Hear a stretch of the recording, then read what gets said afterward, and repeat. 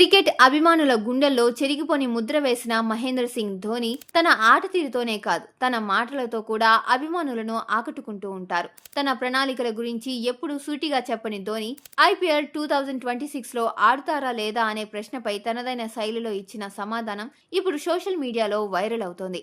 IPL 2026లో కూడా మీరు ఆడాలి సార్ అని ఓ అభిమాని అడిగిన ప్రశ్నకు అరే घुटने में जो दर्द होता है उसका टेक केयर कौन करेगा అని ధోని నవ్వుతూ సమాధానమిచ్చారు. ఈ సమాధానం విన్న అభిమానులు నవ్వుకున్నారు. కానీ ధోని చెప్పిన మాటల్లో నిజం ఉంది. ఐపీఎల్ 2026 తర్వాత ధోని తన మోకాలికి శస్త్రచికిత్స చేయించుకున్నారు. ఆ తర్వాత కూడా ఆయన మోకాలి నొప్పిని భరిస్తూనే ఆడిన సంగతి తెలిసిందే. ధోని ఈ మధ్య కాలంలో బ్యాటింగ్ ఆర్డర్లో దిగువకు రావడం, వికెట్ల మధ్య పరుగుల విషయంలో వేగం తగ్గడం ఆయన మోకాలి సమస్యలకు సూచనలుగా కనిపిస్తున్నాయి.